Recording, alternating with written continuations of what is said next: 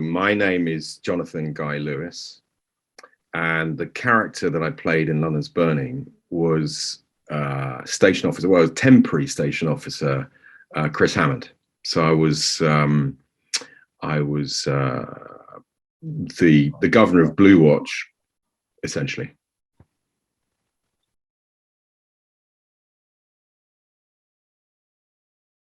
How did I get cast? Well, I'd been doing a series called Soldier Soldier.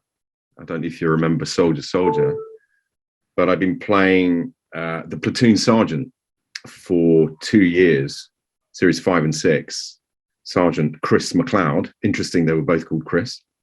Obviously, my alter ego, and tough but fair. And because of my kind of military experience, I loved playing that role. It was a fantastic opportunity for me, and my agent called me pretty much as soon as that final series finished, and said, London's Burning have been on the phone, and would you be interested in going in to meet David Shanks, the producer, about auditioning for the role of the new station officer? And of course, I bit their arm off. I said, yes, please. When and where? And I went in. I met David. Really liked him. Really nice guy.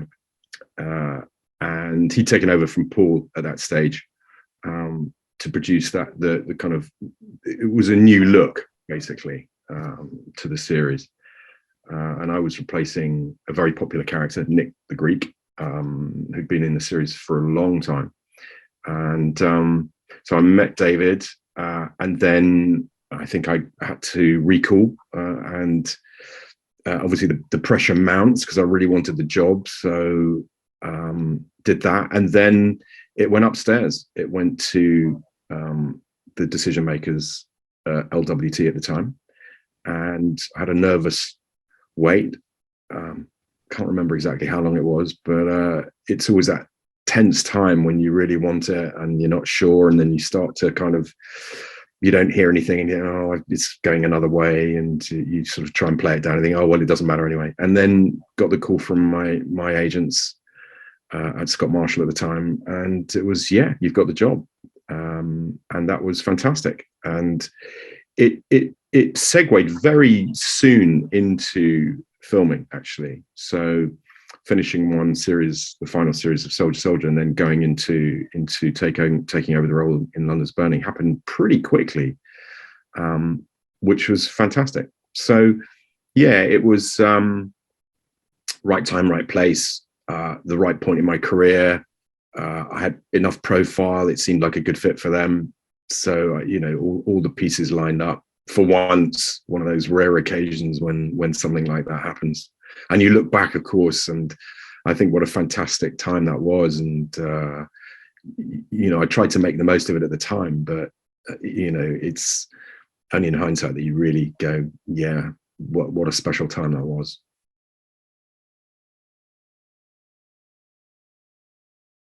All the exterior scenes of the station were Dockhead, which wasn't that far from our unit base in Long Lane, which was Borough, basically. And interestingly, I've been working in that area fairly recently, and wow, the transformation. I mean, excuse my language, but it was a shithole back when we were filming there in the late 90s, early 2000s. But it's kind of des res now. It's one of the trendiest places in London that you can possibly live. Coffee bars and restaurants and in apartments, and it's, yeah, you wouldn't recognize it from those days. But yeah, all the exterior station shots were filmed at Dockhead, which was great. I loved going to Dockhead, and typically we spent a week in studio at Long Lane doing all the interiors. All the standing sets were in it was an old paper mill, I think. I mean, it wasn't it wasn't a designed sound studio, so we often struggled with noise, plane noise particularly. So you'd be in the middle of a difficult scene in the office, and then suddenly they cut, and it's, oh no. often I'd have lots of dialogue, you know, lots of what we call bunny, and have all the lines in these scenes. And, you know, I'd have one day a week in studio where it would just be in my office, and it would be the sort of running storylines of each character. And, you know, they'd come in for their scene, but I was the constant in that day, and I'd always find that exhausting. So we'd have 1 week in the studios, and then 1 week on the shout, whatever that was, whether it was a fire or an RTA, road traffic accident, or you know, a cat in a tree. But a part of the week in studio was incorporating the actually, was it? Well, you know, it was mixed between that studio week and the shout week. We'd obviously get to Dockhead and have a couple of days there.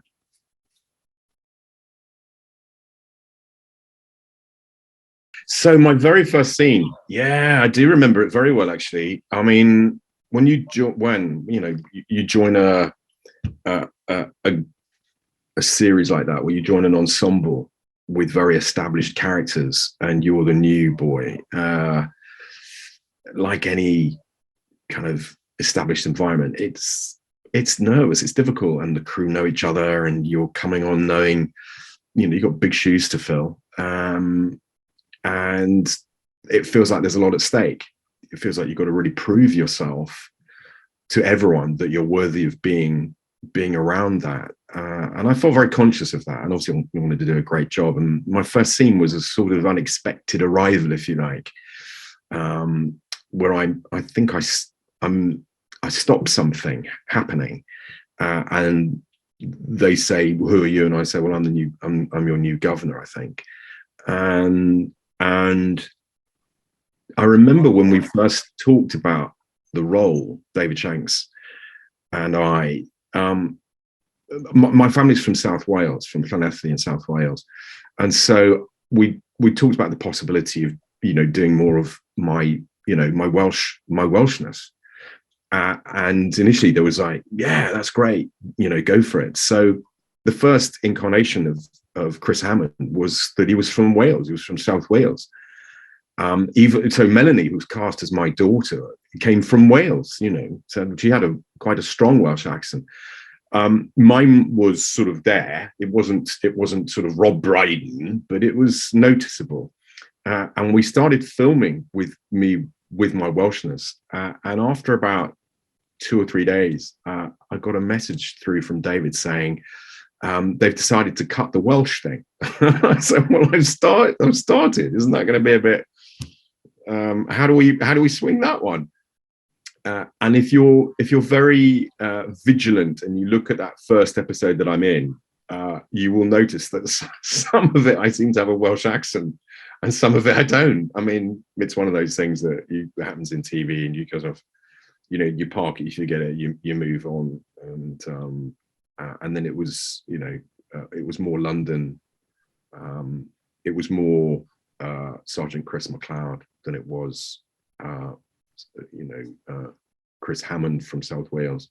But hey, there you go. And the guys, everyone made me feel very welcome. But I started at the same time with Heather Peace and Jim. And I mean, it wasn't just me starting. So there was Brad Gorton. You know, both these boys were, you know, really good looking, and, you know, they were the young things. And Heather was, you know, just gorgeous, and you could see why she was cast. And then I'm thinking, oh God, am I the right casting for this? You know, I felt a little bit on the back foot, but everyone made us feel incredibly welcome. And it really helped that Michael Garner, who plays Poison Pierce, he actually lived, at the time, I lived around the corner from him. So I had a young family. My little boy was 4, I think, 4 or 5. And we lived in Tufnell Park and in London, North London. We're both Spurs fans. And we shared the car into work, because you're given, you know, I think basically to make sure you get there on time, because, you know, you start ridiculously early in the morning. You know, if you've got to pick up time at 6:15 in the morning, so to get you there, get you into makeup, costume, have a bit of breakfast before you start. And I think my first day was, my first introduction to the show was in the car with Michael Garner and Paul, the driver, who was also a Spurs fan. So we were the Spurs car coming in from Tufnell Park.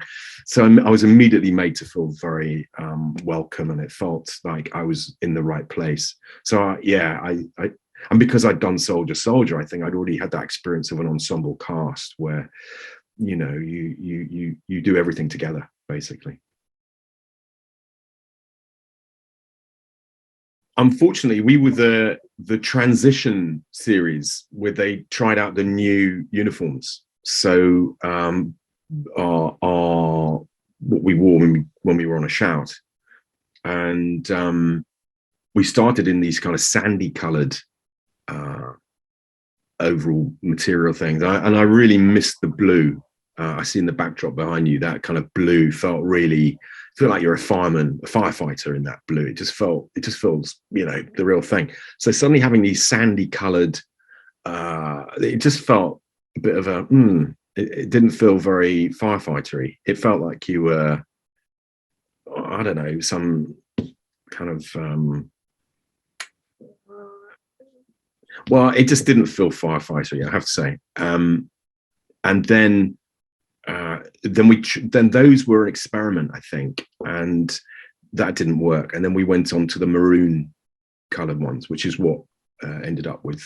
And again, it just, I don't know. I miss the blue. I miss the blues. But my working uniform, I had shirt, one of those pull-off ties. I've actually got quite a small head, so finding a hat that would fit me was always a bit of a problem. But I actually quite liked it. I quite like wearing a uniform at work. I mean, I remember going to have a whole session about, what's the look of Chris Hammond outside of work. He was a bit of a loner. Not a playboy as such, but he was very private about his private life. One of the storylines was that his daughter came to live with him for a while, and I really enjoyed that. There was a sort of,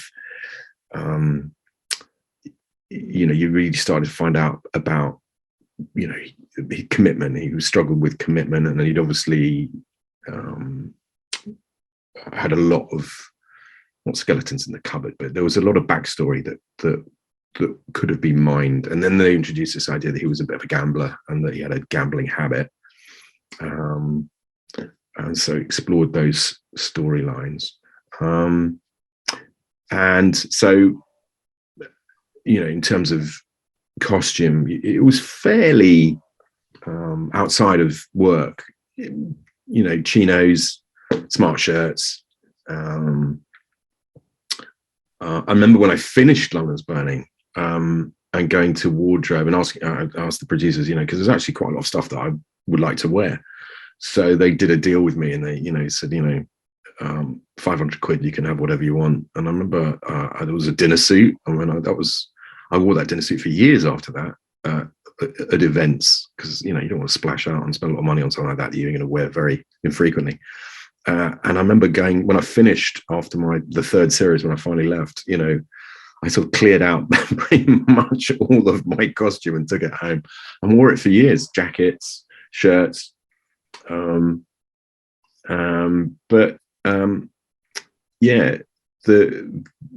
hair and makeup, short hair. I mean, I'd done that in Soldier. I'd had a tattoo in Soldier, which I loved the idea of having this tattoo, but tattoos weren't so sort of trendy back then, so we didn't really kind of go further on that. But it was tricky though, because for continuity they'd have to cut your hair every 10 days. And I remember some of the time my hair didn't look as it could have done. I mean, obviously I'm grey and at least I've still got it, which is, you know, unlike most of my contemporaries. But yeah, that was always a nice time. You know, you get to work, get a coffee, and then go into makeup. And then Stevie Boy in wardrobe, he looked after me, and he was great. And I loved Stevie Boy. So you get on the wagon and put your costume on for the day. And actually, my son, who said was about 4 or 5, my wife, I was married at the time, and my wife was an actress as well. And sometimes our childcare situation was an issue. And I used to just ask, you know, is it okay if I bring my son into work? And yeah, bring him in, was fine. And I remember talking to my son not that long ago, and he said, honestly, I thought you were a fireman. I thought that was your job. And he loved coming to work. It was fantastic. And they'd make such a fuss of him, and he'd dress up in his Fireman Sam outfit and sit in the appliance for hours on end, just pretending he was driving it and picking up the radio and talking. But Stevie Boy was fantastic in wardrobe, and he would always kit him out in something. And yeah, they were very, very sweet. So yeah, very fond times back then.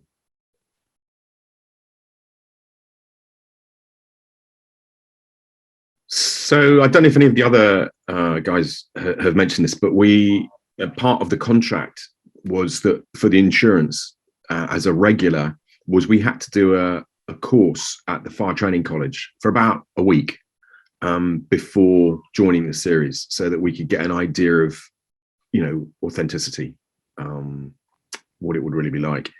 And I have to say, it scared the bejesus out of me that week about, and just understanding, you know, to be a firefighter, I've so much admiration for firefighters. There's just, you know, I know I couldn't do it. You know, you have that idea in your head that, oh yeah, I'd be all right. And, you know, to put your head down, take a breath. And I mean, the stuff that we got exposed to in that week was humbling. Obviously we weren't put in danger, but some of the stuff we did was pretty hairy. So breathing apparatus, BA, with all your kit on, and going through pipes that were only just wide enough to get through in the dark, in smoke. And they're quite long, you know, they're maybe 30 feet long. So it's not something that you're just in and out of. You'd have to crawl through. And if you're at all claustrophobic, you're screwed. And so doing things like that, going part of the training into on an arrival, going into a room filled with smoke, it's black, pitch black, and honestly, as soon as you go in, you completely you're just totally disorientated. And you know, the whole thing of having to navigate and negotiate a room when it's full of smoke and dark, and having to, you know, if there's fire below, having to stick to the outside of the room, and you're given you're told, you know, there's 2 adults, 2 children that are in that room. You've got to find them. And then, you know, you do your best. You think you've got them, and you've missed someone. And so you get debriefed, and the smoke's cleared from the room, and you go back into the room, and the instructor talks you through what you did and what you should have done and what you missed, and, you know, and little things that I remember, that small children who are scared go and hide in cupboards. And so the idea of you have to touch walls and make sure that you can find cupboards, so that you're opening things if you can't find people. So yeah, I mean, and going up those really tall ladders that swing around, and I mean, I've got terrible head for heights. One of the episodes we did was me on top of with a window cleaning thing, and there's a guy who's on his stag do, and they've handcuffed him and then it breaks. And yeah, of course it's acting, and you're clipped on, so you're never really in any danger. But I mean, I don't have a good head for heights. what can I say? So yeah, and then meeting the recruits who are going through the training and hearing some of their stories, and some of them have applied 3 or 4 times to get in, and saying often it's not just a question of fitness, it's a question of lung capacity, and that's something that you're born with. That's a physiological thing, although you can actually, believe it or not, grow your lung capacity through exercises. But it doesn't matter how fit you are if your lung capacity isn't big enough. And so there are lots of exercises, blowing into things to test that. I don't know whether that's still current, but that was when we were doing this, sort of back end of the late 90s.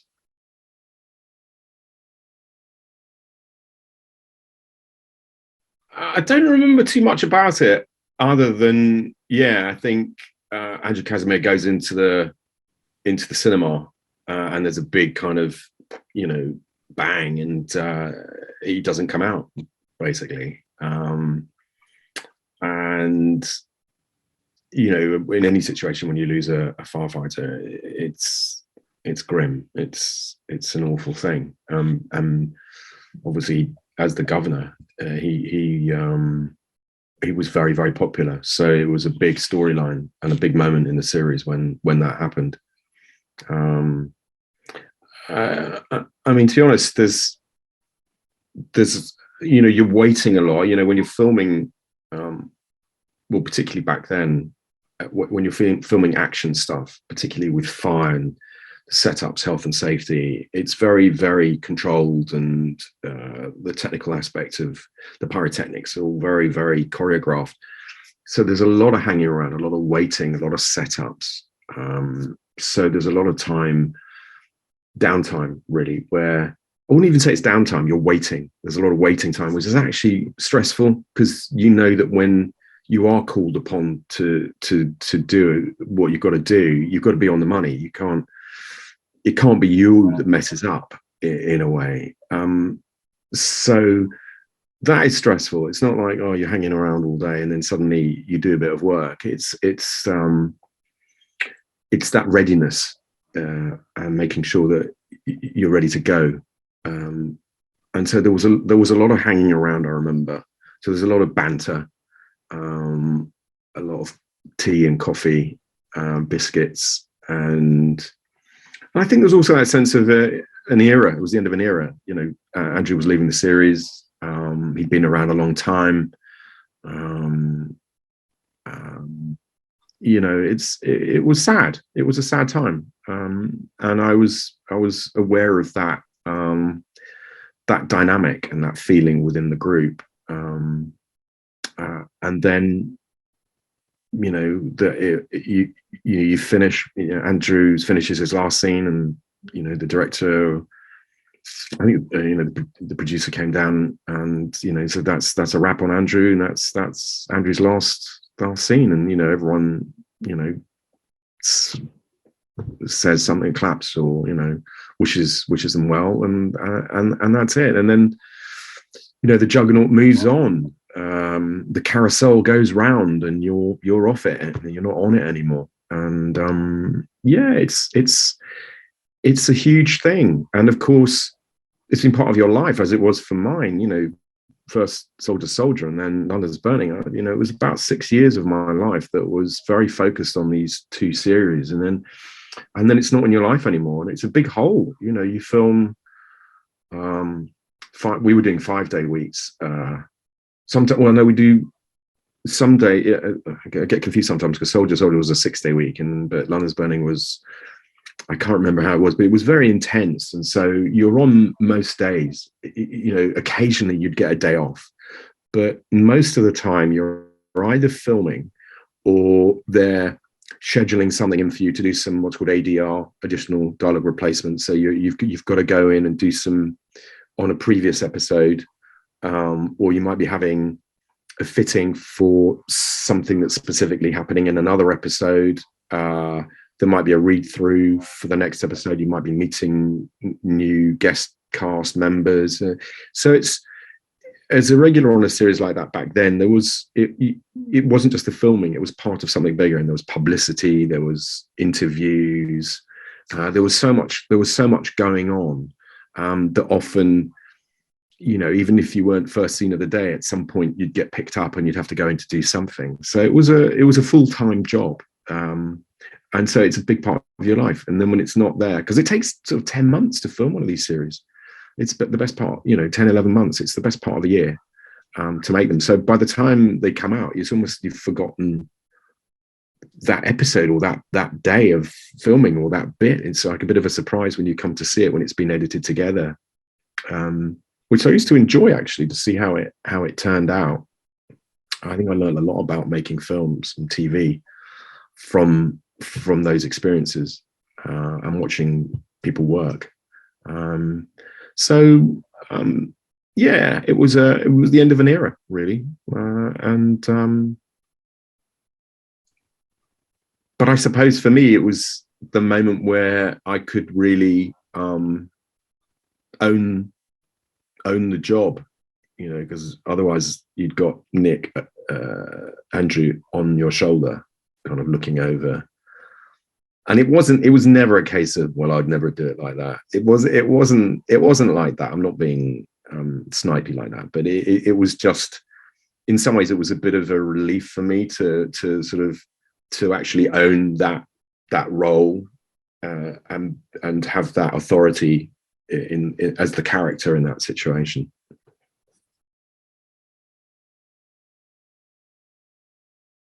I remember Simon, I really liked working with him. I think it was his first TV job. Simon has the most amazing blue eyes. And he's got real charisma. You could tell he was going to have a great career. And subsequently, he's been in Hollywood and he's been doing he does a sort of Spartacus thing in America, I think, or one of those kind of sword and sandals series. I think. And funny enough, I worked with his brother. I directed his brother in a play, Twitstorm, about 5 years ago now. And so, yeah, I remember getting on with him really well. He was quite nervous. He was quite, he wanted to sort of, is that all right? Have I done that right? So we, the old timer here was able to say, yeah, it's great. This was fine. So yeah, I really enjoyed working with him. He was a really good actor. I remember that whole storyline.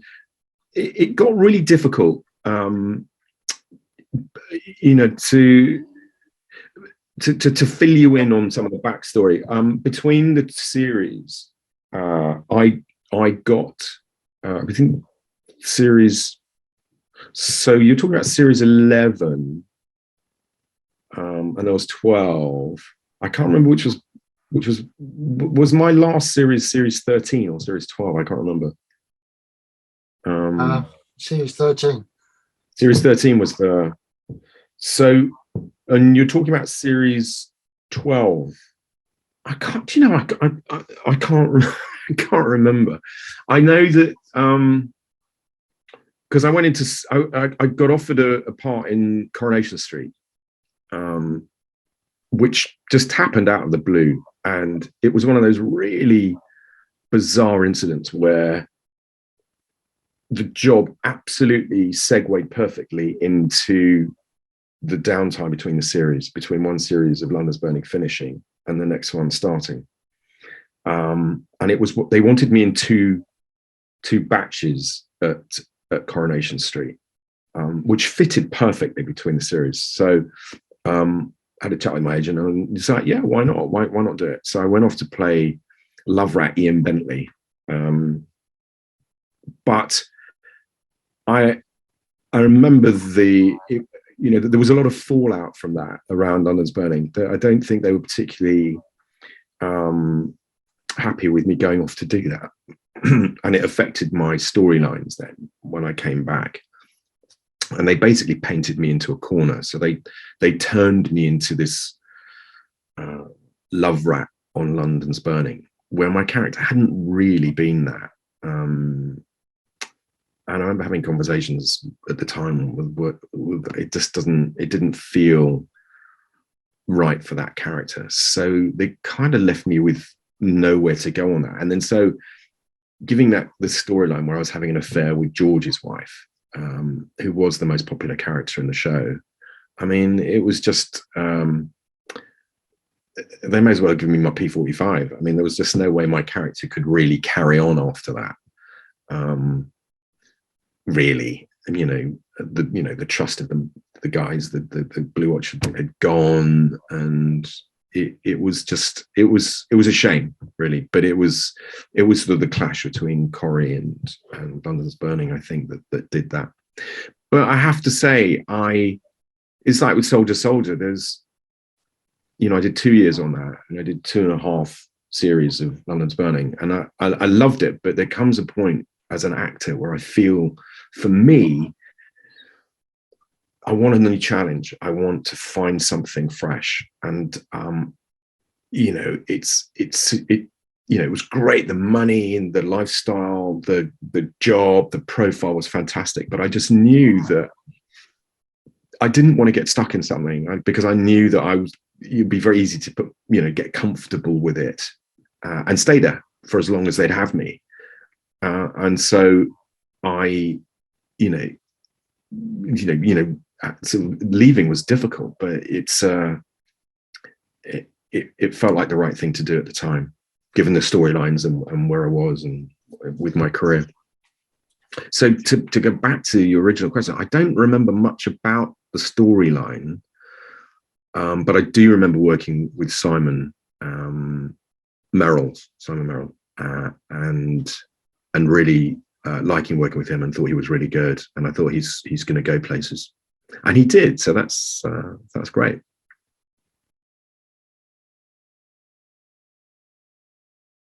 Do I have any other memories of working on London's Burning? Oh, loads. I mean, we could be here for hours, really.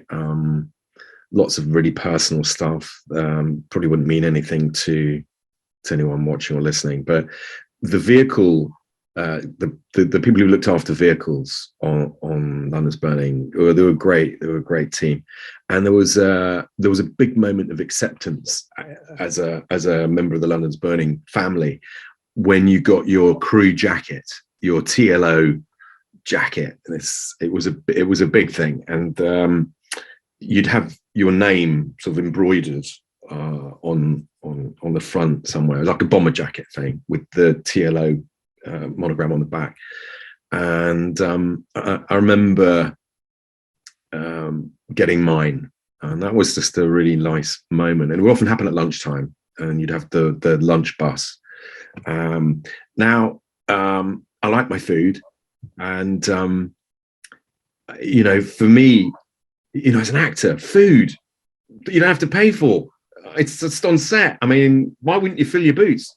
So often your waistline, it was a struggle, to keep fit on a show like that. And but at lunchtime, I'd love a salad, the healthy option with my main course.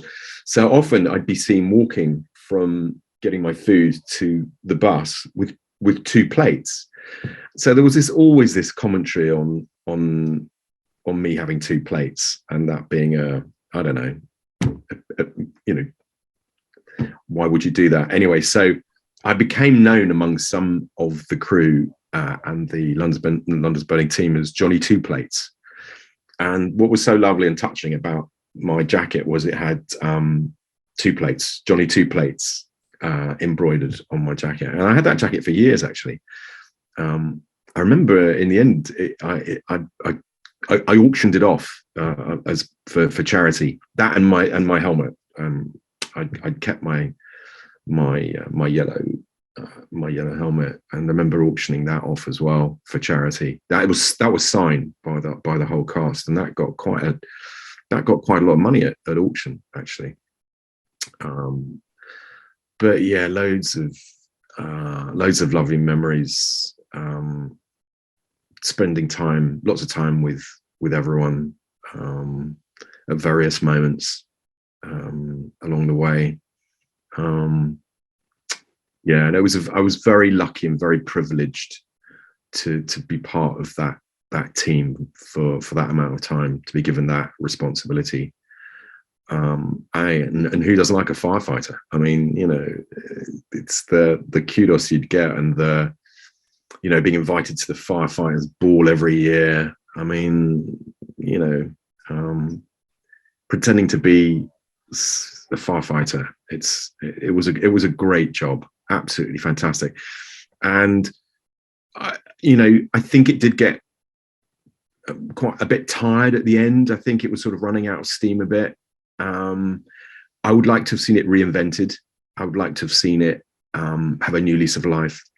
Funnily enough, I saw on Twitter, someone tweeted the firefighters from Southwark in 1901, I think it was. And I thought, wow, you could go back to and revisit London's Burning, but as a period thing, set it back then. That felt like a really nice reincarnation. But yeah, it was such a popular show, and they started messing around with when they were going to broadcast it. So it moved from Sunday night, and everyone assumed Sunday night, 9 o'clock, ITV, London's Burning. It was a kind of a given. And then they moved it to Saturday, and then they moved it around because they didn't know what to do with it. And I think that was a shame. You know, it was such a beacon for ITV at the time.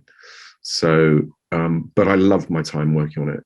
It was a very, very happy time, professionally and personally. So, yeah, I'm very grateful for the opportunity to have done it.